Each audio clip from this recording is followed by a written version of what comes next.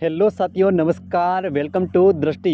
सभी भाभी मास्टर और सभी भाभी मास्टरनियों का स्वागत है आपके अपने ही प्लेटफॉर्म दृष्टि पर। ठीक है, बिल्कुल।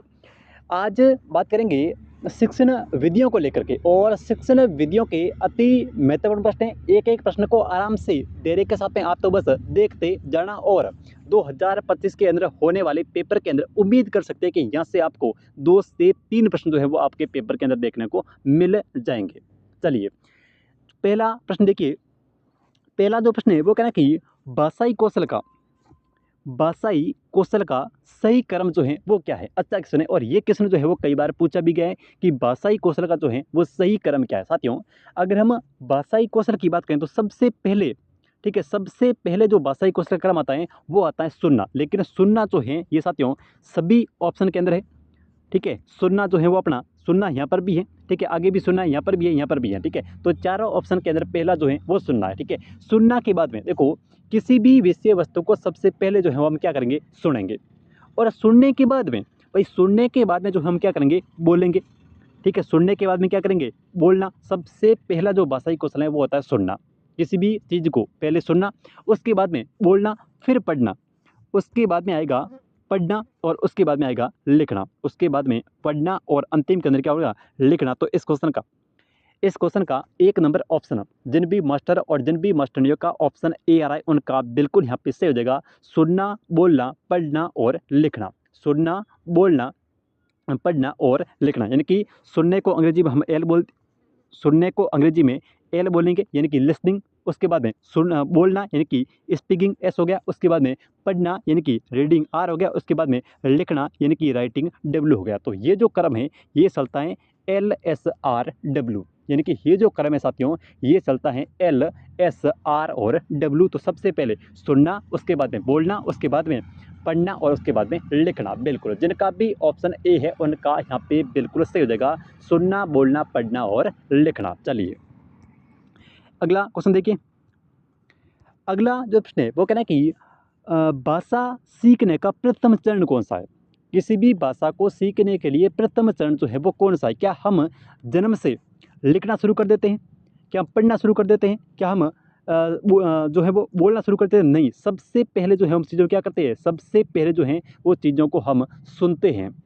ठीक है, तो इस क्वेश्चन का सबसे पहले देखो, भाषा सीखने का जो साथियों प्रथम चरण है वो है सुनना। सबसे पहले हम घर वाले जिस प्रकार की लैंग्वेज घर के अंदर बोलते हैं उसको हम सुनते हैं। ठीक है, उसको सुन करके हम अनुकरण करते हैं, और उसके बाद में जैसा वो बोल रहे हैं उसी प्रकार से जो है हम बोलना सीखते हैं। सबसे पहले जो है वो बोलना नहीं सीखते हैं, सबसे पहले जो है वो हम सुनना सीखते हैं। ठीक है, तो सबसे पहले यहाँ पे सुनना, भाषा सीखने का प्रथम चरण है सुनना। तो इस क्वेश्चन का आपका 4 नंबर जो ऑप्शन है वो बिल्कुल यहाँ पे ठीक हो जाएगा। सुनना जो है ये भाषा सीखने का एक प्रथम चरण है। ठीक है, चलिए अगला प्रश्न देखिए। हाँ जी, अगला प्रश्न देखिए। अगला प्रश्न कह रहा है कि निम्नलिखित में से कौन सा कथन जो है वो सत्य है, यानी कि सही है। आपको इसमें से चारों में से बताना है कि कौन सा कथन ऐसा है जो सही है। ठीक है, ऑप्शन ए देखो, द्रुत पाठ में मौन पाठ जो है वो उपयुक्त नहीं है। देखो, द्रुत पाठ के अंदर मौन पाठ जो है वो उपयुक्त है। उसके बाद में काव्य शिक्षण में मौन पाठ वर्जित है। मौन पाठ से भाषा क्षमता विकसित होती है। देखो साथियों, पाठ कैसा है, मौन पाठ। कहने का मतलब है चुपचाप जो है वो अपने मन के अंदर चीज़ों को पढ़ना है। तो उससे वाचन क्षमता का विकास जो है वो कैसे होगा बताइए। वाचन क्षमता का विकास यानी कि बोलने की क्षमता का विकास तभी होगा जब हम बोलेंगे, जब हम मौन पठन कर रहे हैं। जब हम मौन पठन कर रहे हैं, चुपचाप अपने अंदर ही जो है वो पढ़ रहे हैं, तो उसको साथियों उससे जो है वो कभी भी वाचन क्षमता का जो विकास है, यानी कि बोलने की क्षमता का जो विकास है वो नहीं होता है। उसके बाद में मौन पाठ रसानुभूति में सहायक होता है। मौन पाठ यानी कि जब दूसरों को चीज़ें सुनाई भी नहीं दे तो उसमें रस कौन सा होगा।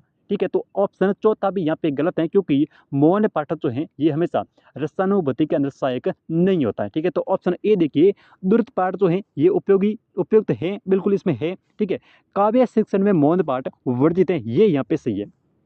काव्य शिक्षण के अंदर मौन पाठ जो है वो वर्जित है, यानी कि काव्य यानी कि कोई भी कविता जब हम सुनते हैं तो उसके अंदर अगर मौन वो कविता सुनेंगे तो दूसरों को जो है वो कैसे सुनाई देगी और दूसरों को कैसे समझ में आएगी। तो यहाँ पर काव्य शिक्षण में मौन पाठ जो होता है वो हमेशा वर्जित होता है। आपका 2 नंबर का ऑप्शन जो है वो बिल्कुल यहाँ पे सही हो जाएगा। काव्य शिक्षण के अंदर मौन पाठ हमेशा वर्जित होता है। ठीक है, चलिए अगले क्वेश्चन की बात कर लेते हैं। और हाँ, अगला जो प्रश्न है वो कहना कि भाषा कौशल का एक प्रकार नहीं है। देखो, भाषा कौशल के 4 प्रकार हैं। ठीक है, भाषा जो कौशल है अपनी उसके 4 प्रकार हैं। सबसे पहले किसी भी चीज़ को सुनेंगे, लिसनिंग यानी कि सुनना। उसके बाद में किसी भी विषय वस्तु के बारे में बोलेंगे यानी कि स्पीकिंग, बोलना। उसके बाद में होता है रीडिंग यानी कि पढ़ना, और उसके बाद में होता है राइटिंग यानी कि लिखना। तो इसमें से कौन सा नहीं है? संचार, लेखन है, श्रवण है और वाचन भी है। लेकिन यहाँ पे अगर मैं बात करूँ संचार की, तो ये एक भाषा कौशल का प्रकार नहीं है। जन बी मास्टर और जन बी मास्टरनिया का ऑप्शन है ARIT के उनका बिल्कुल यहाँ पे सही हो जाएगा। संचार जो है ये एक भाषा कौशल का प्रकार नहीं है। अगला प्रश्न देखिए। अगला जो प्रश्न है वो कह रहा है कि भाषा कौशल के कितने चरण हैं? अच्छा क्वेश्चन है। भाषा कौशल जो है उसके कितने चरण हैं? ऑप्शन ए देखिए, 4 हैं, 5 हैं, 2 हैं या फिर 3 हैं। तो भाषा कौशल की अगर मैं बात करूँ साथियों, तो इसके मुख्य रूप से जो है वो 4 चरण हैं। यानी कि सबसे पहले सुनना, उसके बाद में बोलना, फिर पढ़ना और उसके बाद में लिखना। तो इस प्रकार से जो अपनी भाषा कौशल होती है उसके मुख्य रूप से जो है वो 4 प्रकार हो गए। सुनना सबसे पहले, उसके बाद में बोलना, फिर हो गया पढ़ना, उसके बाद में लिखना। तो कितने प्रकार? 4 प्रकार। अगला देखो। अगला प्रश्न कह रहा है कि मौखिक अभिव्यक्ति हेतु व्याकरण की आवश्यकता होती है ताकि।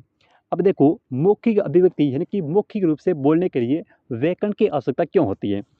केवल बालक भावों को शुद्ध रूप से व्यक्त कर सके, या फिर केवल भाषा संबंधी अभिव्यक्ति का विकास हो सके, केवल स्वरों के आरोह और अवरोह पर बलाघातों को समझ सकें। उपरोक्त सभी यानी कि इस क्वेश्चन का 1 नंबर ऑप्शन से होगा उपयुक्त सभी। इन सभी चीज़ों के लिए हमें भाषा के अंदर व्याकरण की आवश्यकता होती है। किसके लिए? भावों को शुद्ध रूप से व्यक्त करने के लिए, देखो भाषा संबंधी अभिव्यक्ति का विकास करने के लिए, और स्वरों के आरोह और अवरोह का बलाघातों को समझने के लिए। तो ऑप्शन ए जो है वो बिल्कुल यहाँ पे सही हो जाएगा, उपयुक्त सभी। ठीक है, देखो अगला क्वेश्चन।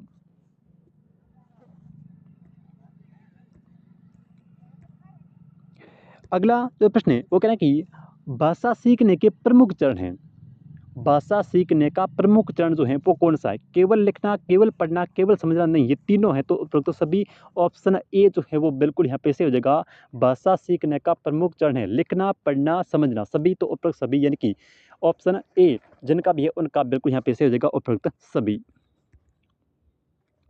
अगला जो प्रश्न है वो कह रहा है कि जो बच्चा जितना जल्दी बोलना सीखता है वो उतना ही जल्दी क्या करना है? उतना ही जल्दी जो है वो सोचता है। तो इस क्वेश्चन का आपका 4 नंबर ऑप्शन सही होगा। जो बच्चा जितना जल्दी बोलना सीखता है वो उतना ही जल्दी जो है वो सोचना भी सीख जाता है। तो इस क्वेश्चन का 4 नंबर ऑप्शन जो है वो बिल्कुल यहाँ पे सही हो जाएगा। जो बच्चा जितना जल्दी बोलना सीखता है वो उतना ही जल्दी जो है वो सोचना भी सीख जाता है। ठीक है, चलिए अगला प्रश्न देखिए।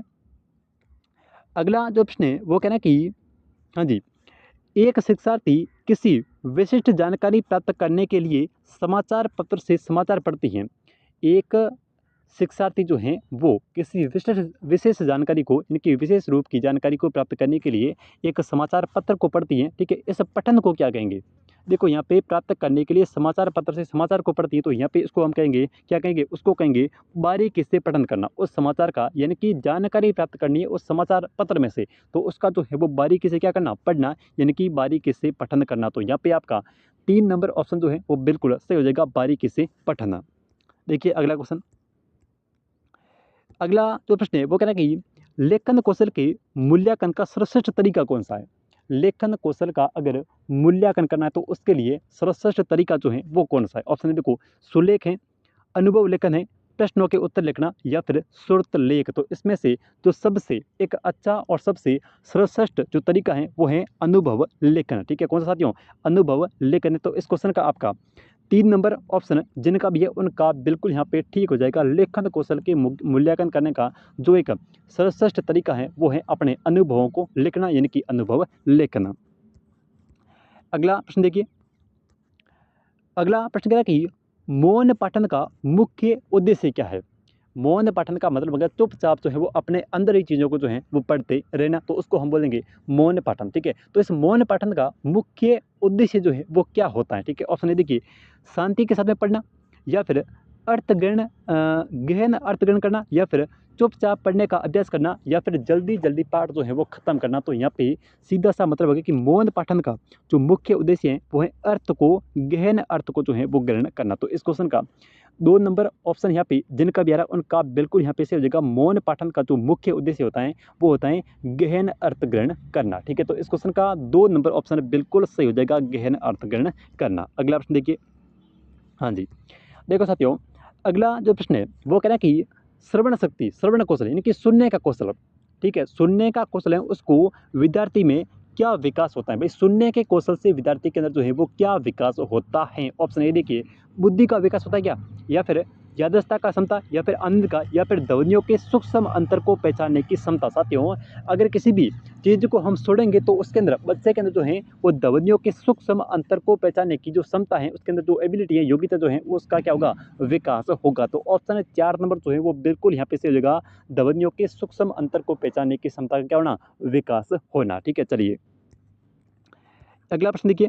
और अगला जो प्रश्न है वो कह रहा है कि शिक्षण कौशल की दृष्टि से अच्छा प्रश्न वह है, शिक्षण कौशल की दृष्टि से कौन सा प्रश्न जो है वो अच्छा प्रश्न होता है, जिसमें उत्तर सन्निहित हो। कहने का मतलब है कि ऊपर प्रश्न लिखा हुआ और नीचे जो है वो उसका उत्तर लिखा हुआ हो, जो द्वयार्थक हो, जिसका उत्तर हाँ या फिर ना में हो, या फिर जो छात्रों की अधिगम जन्य उपलब्धि का मूल्यांकन करने में क्या हो, सहायक हो। तो यहाँ पे ऑप्शन चौथा जो है वो बिल्कुल सही हो जाएगा, जो छात्रों की अधिगम जन्य उपलब्धि का मूल्यांकन करने के अंदर क्या हो, सहायक हो। ठीक है, तो इस क्वेश्चन का 4 नंबर ऑप्शन जिनका भी आ रहा है उनका बिल्कुल यहाँ पे से हो जाएगा, जो छात्रों की अधिगम जन्य उपलब्धि का मूल्यांकन करने में क्या हो, सहायक हो। ठीक है, चलिए अगले प्रश्न को देखिए। और अगला जो प्रश्न है वो कह रहा है कि लेखन में दोष का मुख्य कारण क्या है। साथियों, लेखन के अंदर यानी कि लिखने के अंदर दोष का मुख्य कारण जो है वो क्या है, पाठ को ध्यान से न सुनना, लिपि की अनभिज्ञता, व्याकरण की जानकारी का अभाव, या फिर उपरोक्त सभी। तो लेखन कौशल की बात हो रही है, यहाँ पे किसकी बात हो रही है, लेखन कौशल की बात हो रही है। तो लेखन कौशल का जो दोष का जो मुख्य कारण है वो है लिपि की अनभिज्ञता। ठीक है, क्या है साथियों, लिपि की अनभिज्ञता, यानी कि लिपि के बारे में जो है वो नहीं जाना, लिपि का जो है वो ज्ञान नहीं होना। तो यहाँ पे हो जाएगा लिपि की अनभिज्ञता। ठीक है, चलिए अगले प्रश्न को देखिए। अगला जो प्रश्न है वो कह रहा है कि निम्नलिखित में से मातृभाषा हिंदी शिक्षण की समस्या है। देवनागरी लिपि की अवैज्ञानिकता, वर्षों की अधिकता, बाराकड़ी का अभाव, या फिर हिंदी। यहाँ पे वर्षों की नहीं है, यहाँ पे है वर्णों की।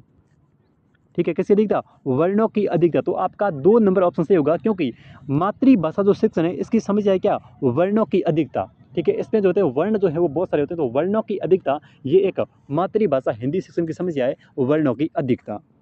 अगला प्रश्न देखिए। अगला जो प्रश्न है वो कहना कि भाषा का प्राथमिक रूप क्या है। एक भाषा जो है उसका प्राथमिक रूप क्या है, पढ़ना, लिखना, बोलना, या फिर इनमें से कोई नहीं। भाषा जो होती है साथियों उसका जो एक प्राथमिक रूप होता है वो हमेशा होता है बोलना। भाषा का प्राथमिक रूप क्या है, बोलना होता है। तो ऑप्शन जो दूसरा जो है वो बिल्कुल तीसरा बिल्कुल सही होगा, बोलना। अगला प्रश्न देखिए। अगला प्रश्न कह रहा है कि भाषा अर्जन क्षमता का सिद्धांत जो है ये किससे संबंधित है, कि भाषा अर्जन, भाषा विकास का जो सिद्धांत है ये किसके द्वारा दिया गया है। इसके अलावा कोई प्रश्न है क्या, इसके अलावा प्रश्न है देखिए। भाषा अर्जन का जो सिद्धांत है ये दिया है नोम चॉम्स्की ने। भाषा अर्जन क्षमता का जो विकास का जो सिद्धांत है ये साथियों नोम चॉम्स्की ने दिया। तो इस क्वेश्चन का 1 नंबर ऑप्शन जो है वो बिल्कुल यहाँ पे से हो जाएगा, भाषा अर्जन की भाषा विकास का जो सिद्धांत है ये दिया नोम चॉम्स्की ने। अगला प्रश्न देखिए। और ये आज की क्लास का अंतिम क्वेश्चन, और ये है आप लोगों के लिए कि पढ़ने की कुशलता में सर्वाधिक महत्वपूर्ण क्या है। शब्द पढ़ना जरूरी है, तीव्र गति, अर्थ निर्माण, या फिर उच्चारण शुद्धता। इनमें से कौन सा ऑप्शन जो है वो सही हो जाएगा। ठीक है, इस प्रश्न का आंसर आपको कमेंट करके बताना है। मिलते हैं एक नई क्लास में, तब तक के लिए जय हिंद जय भारत।